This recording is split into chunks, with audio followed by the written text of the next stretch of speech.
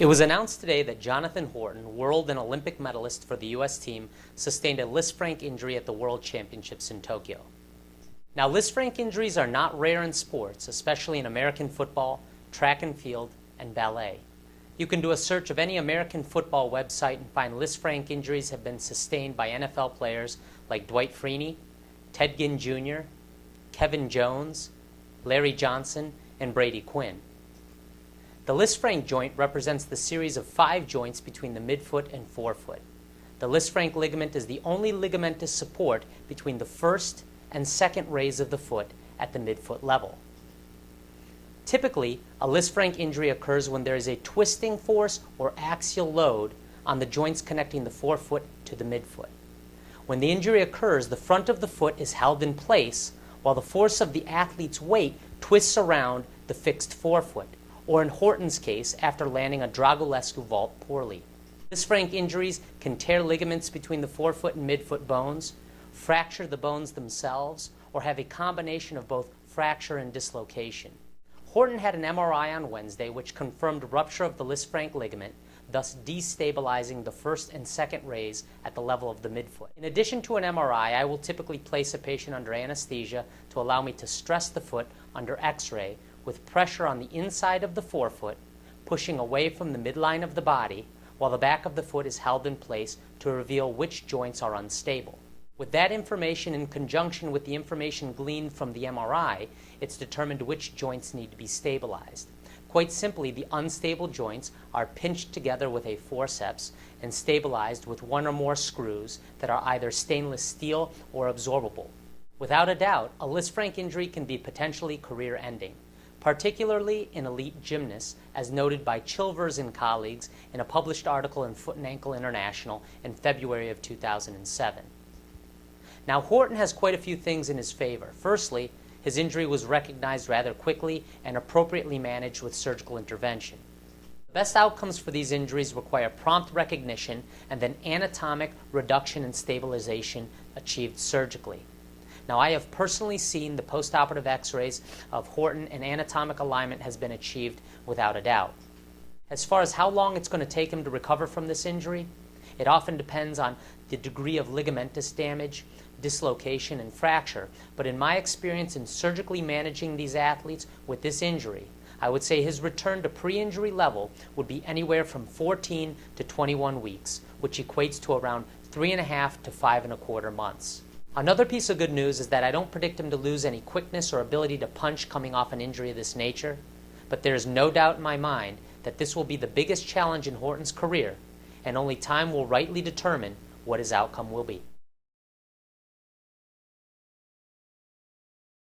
Now, we interviewed you right after the team final just about a week and a half ago, and you were pumped up, very proud of Team USA's bronze medal effort. You had a noticeable limp, but didn't appear to be in any distress.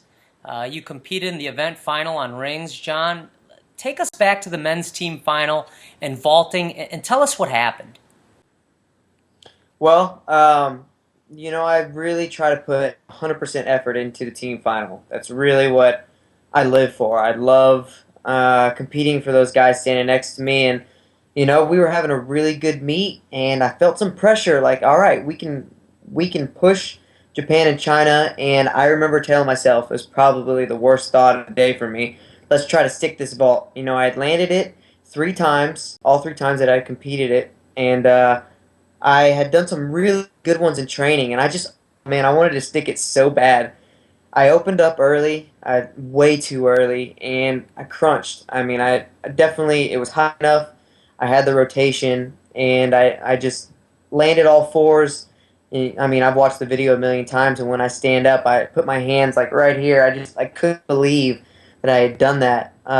Just tried to be too perfect, and when I walked off the mat, I knew I'd done something to my foot. I thought, man, I think I broke my foot. It can't be too bad. And, as I continued to walk towards the parallel bars, I realized there was something really wrong with it. Kind of tried to, let my adrenaline take over and finish the meet, and I finished really well. I was really happy with it.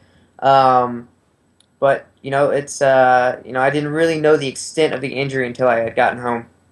Now, you returned to the States on Monday. Take us through the sequence of events upon your return from Tokyo. How did things kind of unravel from there? Well, my foot continued hurting. It swelled up pretty bad, and then had some color in it while we were still in Tokyo. Um, and the first thing I did when we got home was I made an appointment to go see an orthopedic doctor, Dr. Stacy Bacon, who had actually done one of my teammate Chris's ankles recently. And so I made the appointment. Just wanted to, have some peace of mind. Is it broken? Is it not broken? I get in there and she x-rays it, and even without the MRI, she came up to me and goes, I got some bad news just from the way the bones look. I think you tore a ligament.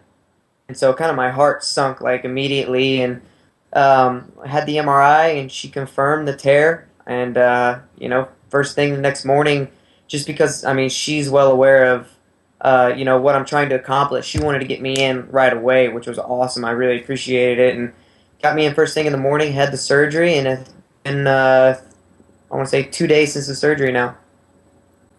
So you had surgery just 2 days ago on October 20th. How's your outlook after your operation? Where's your head right now? Are there any thoughts that you will not make it back in time to make your second Olympic team? Absolutely not. I'm staying extremely positive. I'm staying as optimistic as I possibly can. And to tell you the truth, I think this is a big opportunity for me. A lot of my teammates, a lot of my friends have kind of given me grief throughout my career about, oh, John, you never get hurt. You never have to go through any adversity. You're a pretty healthy guy. Well, now it's my opportunity to show everybody what I'm really made of. How much passion, how much love of the sport do I have? How bad do I want to be on that Olympic team? And I think I'm going to give it everything I have in rehab, just like I do every day in the gym. I want to try to beat what the doctors are telling me. I want to try to make this comeback even faster than they think I can. Of course, I don't want to re-injure it. I want to be smart, but this is my chance to focus on the little details that I haven't maybe put 100% effort into every day. Fixing pommel horse. I can do horse all day with a foot injury. Fix my handstand, make my core stronger, get stronger on rings. It's these little details that I'm going to have the opportunity to really put forth so much extra effort. And I want people to say after this comeback from this injury, wow, John Horton looks like a different gymnast, and that injury was the best thing that ever happened to him. Because I'm going to take it, be extremely positive, and do everything I can to become a better gymnast because of it. Now, gymnasts, like professional dancers, operate in such a competitive environment, which oftentimes results in paranoia when they face an injury. And sometimes injuries are concealed or camouflaged because gymnasts don't want to be scrutinized. You chose to come forward to discuss your injury and your surgery openly. Why did you choose to take that avenue? Like I always tell people, I'm a fan of the sport. I love gymnastics, but at the same time, injuries like this happen. And I just wanted everybody to be aware of what has happened to me, and to not look at gymnastics any different. Gymnastics, I consider it the toughest sport in the world. And, regardless of the code of points or the type of skills people are doing, injuries happen. And, I just want the United States, my country, the world to know that, if you look at them in the right light, if you're positive, you're optimistic about it, you can't let injuries discourage you, and you just have to do everything you can to push hard, make your comeback, and, just follow your heart. For me, this is, like I said, the first time I've ever really, really injured myself, and I don't want to let it hold me back. I'm going to continue to do everything that I can. I want to make a great comeback in the sport. Now, John, without a doubt, you're surrounded by a very strong support system with your coaches, your team members, your family, your spouse. But I don't think that you're naive enough to believe that there won't be critics stating that perhaps you're getting too old and it's time for the new generation to come on up. What do you have to say to them?